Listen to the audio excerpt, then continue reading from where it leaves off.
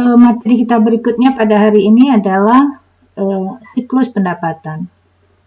Beberapa minggu lalu kita sudah mempelajari terkait dengan proses bisnis. Apa yang terkait dengan aktivitas dalam siklus pendapatan? Pertama adalah merespon pertanyaan pelanggan mengenai produk atau jasa.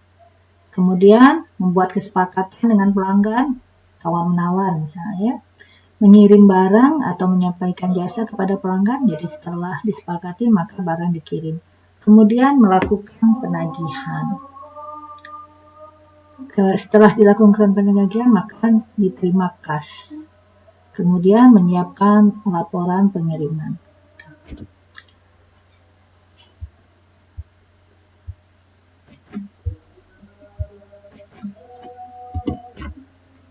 Hal itu bisa digambarkan dalam diagram aktivitas. Ya, diagram ini Ibu tunjukkan diagram aktivitas proses order penjualan sampai pengiriman. Pertama, pelanggan melakukan order diterima bagian entry order.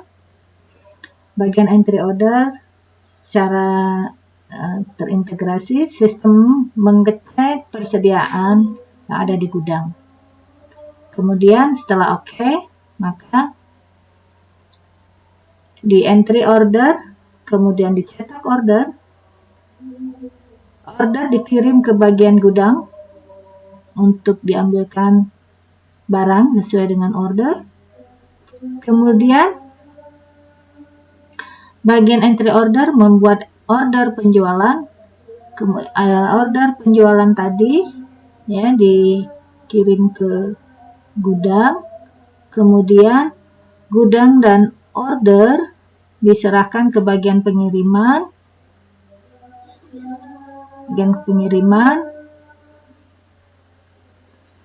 Atau bisa juga order penjualan dari bagian entry order dibuat beberapa rangkap, satu dikirim ke bagian gudang, satu dikirim ke bagian pengiriman. Di bagian pengiriman dicocokkan antara barang yang diterima dari bagian gudang dengan order yang diterima dari bagian entry order. Di sini terjadi proses verifikasi. Setelah cocok keduanya, maka dibuatlah packing slip dan packing ticket. Menyiapkan bill of lading dan mengirimkan. Mengentry pengiriman. Seperti itu ya. Ada tabel yang dibuat untuk itu. Pertama, tabel persediaan. Tabel persediaan ini disebut dengan master tabel. Ya, jadi untuk membuat sebuah sistem informasi penjualan maka dibutuhkanlah membuat tabel, yaitu tabel persediaan, tabel pelanggan, tabel order penjualan, dan tabel rincian order penjualan. Kita bedakan tabel master dan tabel transaksi. Tabel master ini adalah tabel yang tidak terlalu sering berubah. Ya.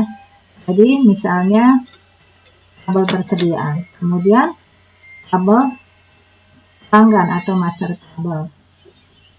Dan ada isi tabel persediaan ini adalah terkait dengan kode produksi, deskripsi barang, harga, terus kapan dilakukan pemesanan kembali, terus masuk ke buku besar penjualan, masuk ke buku besar harga pokok penjualan. Kan bisa pelajarin ini form yang harus ada, yang tinggal kalian lihat di PPT yang sudah Ibu kirim. Kemudian ada proses penagihan. Proses penagihan ini bisa dibaca ya, bagian piutang dagang dari menerima order penjualan, kemudian menerima juga bill of lading. Di sini dilakukan verifikasi dengan mencocokkan order penjualan dengan bill of lading, kemudian setelah cocok baru dilakukan pencatatan, dibuat faktur dikirim ke pelanggan, pelanggan membayar melalui cek atau kalau sekarang sudah transfer, kemudian diterima ke kasir. Kasir kalau dia menerimanya uang tunai maka dia menyetorkan ke bank, tapi kalau dia dalam bentuk transfer dia tinggal menerima bukti transfer. Kemudian di sini tidak di dalam proses penagihan ini karena pihak yang melakukan atasan yang tertinggi adalah controller. Ya, ini terutama untuk perusahaan yang kecil yang tidak mungkin punya masing-masing bagian punya supervisor sendiri, maka controller lah yang berperan sebagai supervisor untuk seluruh aktivitas yang ada di dalam perusahaan tersebut. Oke, ini contoh-contoh faktor pembelian, kemudian tabelnya. Oke, ini siklus pendapatannya kalau kita lihat bahwa mulai dari pembelian, ya, kemudian masuk ke siklus pendapatan, ya, ini bisa dijelaskan seperti dijelaskan tadi, tapi ini digambar dalam bentuk DFD, ya. Kemudian apa dokumen catatan dan laporan yang dihasilkan? Pertama, jenis transaksi adalah penjualan kredit, maka ada order penjualan, ada nota pengiriman, ada faktur penjualan. Jenis-jenis laporannya, silakan nanti dipelajarin ya. Kemudian jenis laporannya adalah laporan pengawasan, ada register, ada laporan khusus. Oke, ya. Oke, anak-anak sekalian, ini sudah kita jelasin semuanya. Ini jenis sistem penagihan ada dua, ada metode pre-billing, ya. Ada metode post-billing. Metode pre-billing, faktur penjualan dibuat segera setelah pesanan penjualan disetujui, ya, dan langsung diproses sampai ke update buku besar. Sementara metode post-billing, faktur penjualan dibuat setelah bill of lading diterima dari bagian pengiriman. Jadi kalau metode pre-billing, gitu, penjualan disetujui langsung diproses sampai ke buku besar. Metode post-billing itu nanti setelah diterima barangnya baru dijual.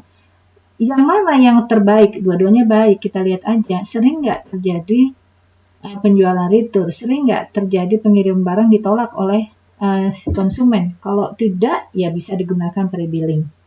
Karena pre-billing ini juga mencegah terjadinya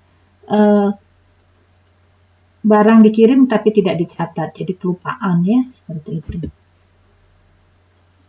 Oke, ada metode penyelenggaraan piutang dagang, yaitu metode faktur terbuka dan metode saldo ke depan. Oke.